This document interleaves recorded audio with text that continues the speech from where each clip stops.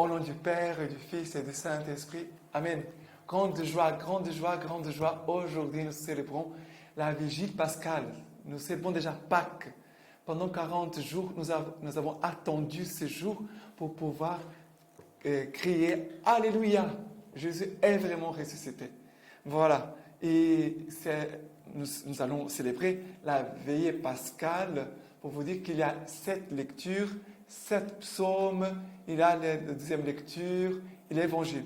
Mais pour notre Lectio Divina, nous allons faire plus court à cause du temps. On va faire seulement la première lecture, le psaume, la première, après la deuxième lecture et aussi l'évangile de la messe de la veillée pascale. Ok?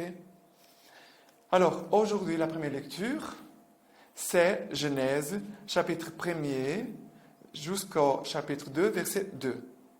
Au commencement, Dieu créa le ciel et la terre. Or, la terre était vide et vague. Les ténèbres couvraient l'abîme, et un souffle de Dieu agitait la surface des eaux. Dieu dit, que la lumière soit, et la lumière fut. Dieu vit que la lumière était bonne, et Dieu sépara la lumière et les ténèbres. Dieu appela la lumière jour, et les ténèbres nuit. Il y a eu un soir, il y a eu un matin, premier jour.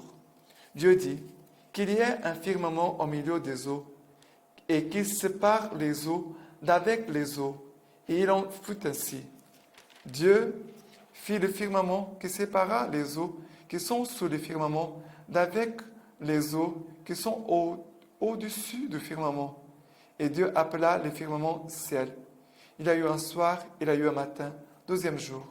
Dieu dit que les eaux qui sont sous le ciel s'amassent en un seul endroit et qu'apparaissent des continents. Et il fut ainsi. Dieu appela les continents terre et la masse des eaux mer.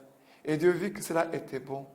Dieu dit que la terre verdisse des verdures, des herbes portant semences et des arbres fruitiers donnant sur la terre selon leur espèce de fruits, contenant leurs semences.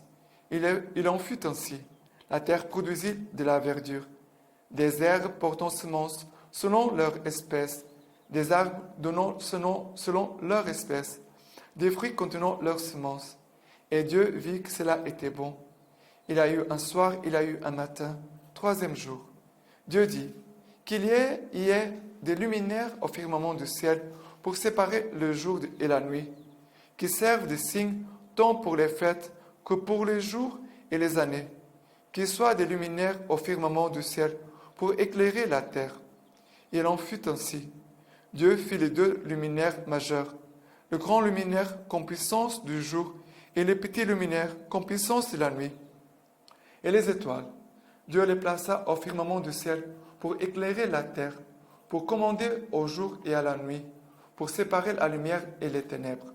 Et Dieu vit que cela était bon. Il y a eu un soir, il y a eu un matin, quatrième jour. Dieu dit que les eaux grouillent d'un grouillement d'êtres vivants et que les oiseaux volent au-dessus de la terre contre le firmament du ciel. Et il en fut ainsi.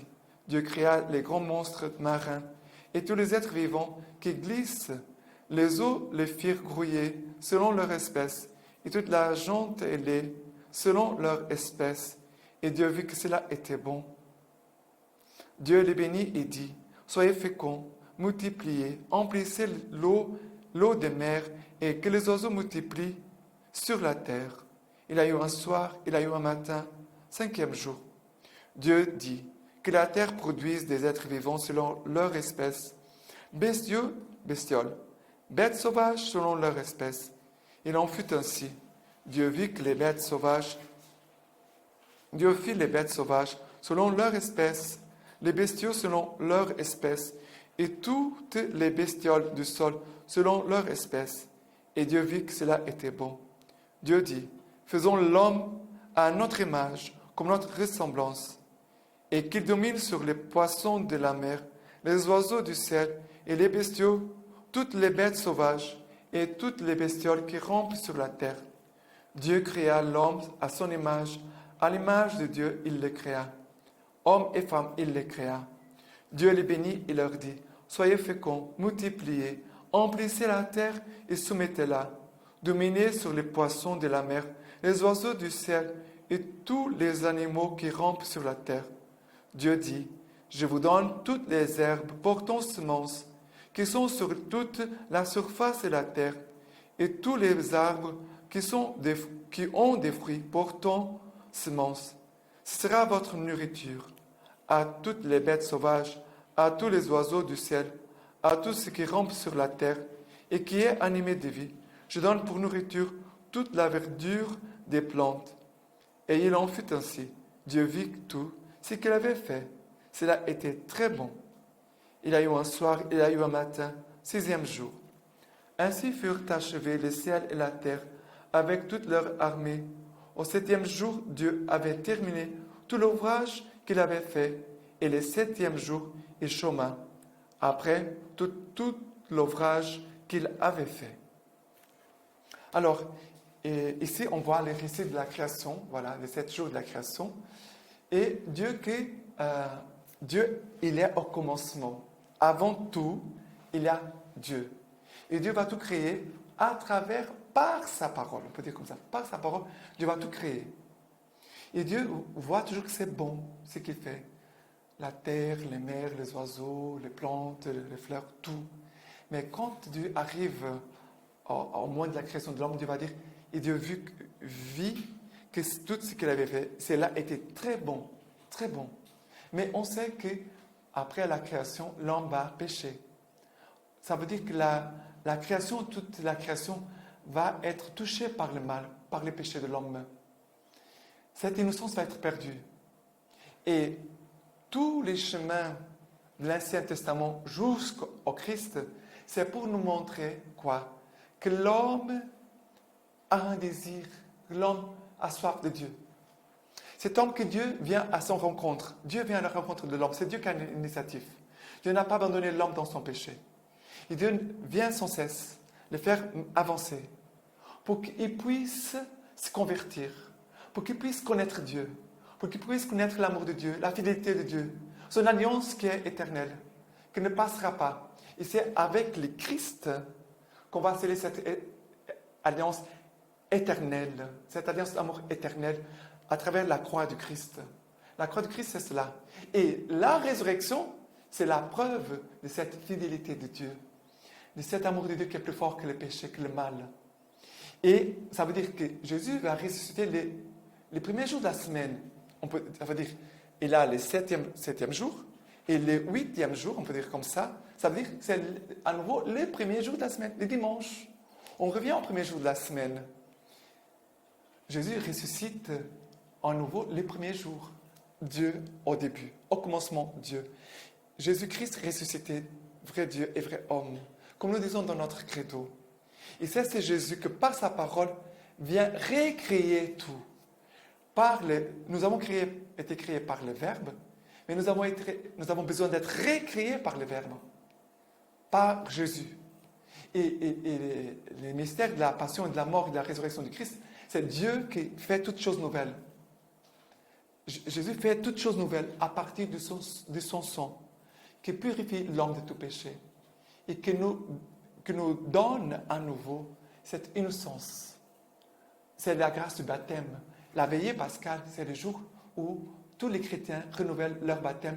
Et aussi les catéchumènes qui sont préparés pendant des mois. Aujourd'hui, cette nuit, ils vont naître des eaux, mais l'eau qui ont jailli du cœur ouvert de Jésus. Ils plongent dans la mort et après ils sortent, purifiés, vivants. Dans l'eau, mort, on sort vivant. Mort pour les péchés, vivant pour Dieu. Voilà. Là, maintenant, le psaume d'aujourd'hui, le psaume de cette veillée pascale. Bénis Seigneur, le Seigneur, ô mon âme.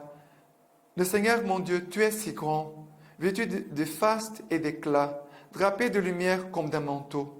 Tu déploies les cieux comme une tente. Tu poses la terre sur ses bases et inébranlable pour les siècles des siècles. De l'abîme, tu la couvres comme des vêtements. Sur les montagnes s'éteignaient les eaux. Dans les ravins, tu fais jaillir les sources. Elles cheminent au milieu des montagnes. Elles abreuvent toutes les bêtes des champs. Les onagres y calment leur soif. L'oiseau des cieux se joue près d'elles. Sous les feuillets, il élève la voix. De tes chambres hautes, tu abreuves les montagnes. La terre s'est rassasiée du fruit de tes œuvres. Tu fais croître l'herbe pour le bétail et les plantes à l'usage des humains. Que tes œuvres sont nombreuses, Seigneur, toutes avec sagesse tu les fis. La terre est remplie de ta richesse. Que les pécheurs disparaissent de la terre, les impies qu'ils n'en soient jamais plus. Bénis le Seigneur, ô mon âme. Et voilà, ce fleuve ici, le verset 10, qui parle « Dans les ravins, tu fais jaillir des sources et cheminer au milieu des montagnes. » Ça veut dire, les montagnes de notre péché, l'eau de la miséricorde de Dieu vient abreuver et apporter à nouveau la vie à la terre. C'est cette vie divine que Jésus nous donne en cette veillée pascale. Cette vie divine que nous avons reçue le jour de notre baptême. Et aussi cette vie divine, ce corps ressuscité de Christ que nous recevons dans l'Eucharistie. Et cette Eucharistie où, regardez, Vendredi Saint, il n'avait pas la présence réelle du corps de Christ sur la terre. C'est fini. Samedi Saint, les grands silences. Il n'a plus de présence du Christ, présence eucharistique sur la terre. Maintenant, à la veillée pascale, on va célébrer le corps de Christ, la passion du Christ, la mort et la résurrection. Et l'Eucharistie, après, à la fin, le tabernacle qui était vide, maintenant, il est rempli. Mais ce n'est pas seulement le tabernacle qui est rempli, c'est aussi ton âme que maintenant Dieu veut remplir de sa vie, de sa présence, de sa sainteté, de sa gloire, de son amour. Que cette veillée pascale efface tous les péchés, disparaissent de la terre. Et que de notre cœur puisse jaillir ces chants. Bénis le Seigneur, mon âme. Il n'oublie aucun de ses bienfaits. Tu es si grand, Seigneur. Tu es beau et bon. Ok? Et maintenant, la deuxième lecture, dans la lettre aux Romains, chapitre 6. Ou bien ignorez-vous que, baptisés dans le Christ Jésus, c'est dans sa mort que tous nous avons été baptisés? Nous avons donc été ensevelis avec lui par le baptême dans la mort, afin que, comme le Christ est ressuscité des morts par la gloire du Père, nous vivions nous aussi dans une vie nouvelle. Car si c'est un même être avec le Christ que nous sommes devenus par une mort semblable à la sienne, nous le serons aussi par une résurrection semblable. Comprenons-le, notre vieil homme a été crucifié avec lui, pour que fût réduit à l'impuissance ce corps de péché, afin que nous cessions d'être asservis au péché. Car c'est lui qui est mort et affranchi du péché. Mais si nous sommes morts avec le Christ, nous croyons que nous vivons aussi avec lui, sachant que le Christ, une fois ressuscité des morts, ne meurt plus, que la mort n'exerce plus de pouvoir sur lui. Sa mort fut une mort au péché, une fois pour toutes, mais sa vie est une vie à Dieu. Et vous de même, considérez que vous êtes morts au péché et vivants à Dieu dans le Christ Jésus. Voilà. Et ici, cette lettre aux Romains, chapitre 6, versets 1 à 11. Mais c'est beau parce qu'il dit, sachant que le Christ, une fois ressuscité des morts, ne meurt plus, que la mort n'exerce plus de pouvoir sur lui. Sa mort fut une mort au péché, une fois pour toutes. Mais sa vie est une vie à Dieu. Et vous, de même pour nous, regardez pour nous, considérez que vous êtes morts au péché et vivants à Dieu dans le Christ Jésus. Ça veut dire mort au péché et maintenant nous sommes vivants pour le Christ. Notre vie c'est pour le Christ, pour servir le Christ et non plus jamais les péchés et les œuvres de mort que c'est le péché. Et maintenant l'évangile d'aujourd'hui c'est Marc chapitre 16. Quand le sabbat fut passé, Marie de Magdala, Marie mère de Jacques et Salomé achetèrent des aromates pour aller oindre le corps. Et de grand matin, les premiers jours de la semaine, elles vont à la tombe, le soleil s'étant levé. Et se disaient entre elles, qui nous roulera la pierre hors de la porte du tombeau. Et, ayant levé les yeux, elles virent que la pierre avait été roulée du côté. Or, était fort grande. Étant entrés dans le tombeau, elles virent un jeune homme assis à droite, vêtu d'une robe blanche, et elles furent saisies de stupeur. Mais il leur dit, « Ne vous effrayez pas, c'est Jésus le Nazaréen que vous cherchez le crucifié. Il est ressuscité, il n'est pas ici. Voici les lieux où l'on l'avait mis. Mais allez dire à ses disciples et à Pierre qui vous précède en Galilée, c'est là que vous le verrez, comme il vous l'a dit. » Marie Magdala, Marie mère de Jacques et Salomé, les saintes femmes, vont au tombeau pour chercher le corps de Jésus mort. Elles cherchent un corps mort, mais elles vont trouver la vie. Et pour nous les chrétiens, c'est ça. N'oubliez pas, Jésus vivant est toujours devant nous. Il nous précède toujours. Même quand nous sommes découragés, nous avons l'impression que tout est fini. N'oublions pas que Jésus toujours nous ouvre le tombeau. Jésus ouvre toujours la porte. Jésus toujours nous ouvre les chemins. La mort n'a pas eu les dernières paroles. C'est Jésus qui est vivant, ressuscité, qui a toujours la dernière parole. C'est la vie qui a triomphé. Non pas le mal, ni pas les péchés. C'est la vie qui a ressuscité. C'est la vie qui s'est manifestée. C'est la vie qui a la dernière parole dans notre vie. C'est Jésus qui est vainqueur. Notre foi est mise en Jésus vivant. C'est le centre de notre vie. Je crois en Jésus vivant. Mon Dieu n'est pas mort, il est vivant. Il est toujours devant moi. Il me précède toujours, ça veut dire que je dois toujours courir derrière lui. Je marche lentement, mais il est déjà plus loin. Jésus, il court devant nous. C'est pour ça que notre foi doit être bien éveillée, forte, pour que nous puissions courir derrière Jésus, à la suite de Jésus. Voilà cet évangile qui nous encourage, qui est toujours une force pour nous, un encouragement. Jésus est vivant. Alléluia. Jésus est vivant. Alléluia. Et la lecture patristique. Éveille-toi, ô toi qui dors. Homélie ancienne pour le grand et saint samedi. Que se passe-t-il aujourd'hui? Grand silence sur la terre, grand silence et ensuite solitude, parce que le roi sommeille. La terre a tremblé et elle s'est apaisée, parce que Dieu s'est endormi dans la chair et il a éveillé ceux qui dorment depuis les origines. Dieu est mort dans la chair et le séjour de mort s'est mis à trembler. C'est le premier homme qu'il va chercher, comme la brebis perdue.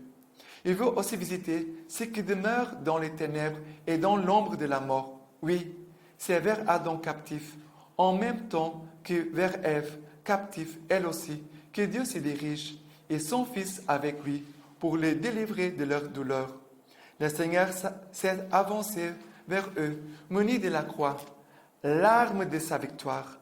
Lorsqu'il les vit, Adam, le premier homme, se frappant la poitrine dans sa stupeur, s'écria vers tous les autres, « Mon Seigneur est avec nous. » Et le Christ répondit à Adam, « Et avec ton esprit. » Il le prend par la main et le relève en disant, « Éveille-toi, ô toi qui dors, relève-toi d'entre les morts, et le Christ t'illuminera.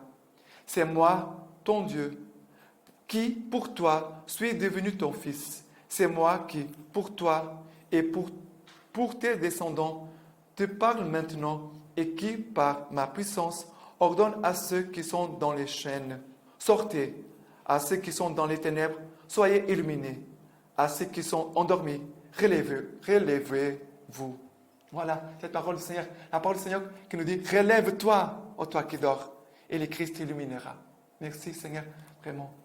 Et maintenant, je vous laisse la bénédiction par les mains toutes pures de la Vierge Marie. Que Dieu Tout-Puissant vous bénisse et vous garde, le Père, le Fils et le Saint-Esprit. Amen. Alléluia.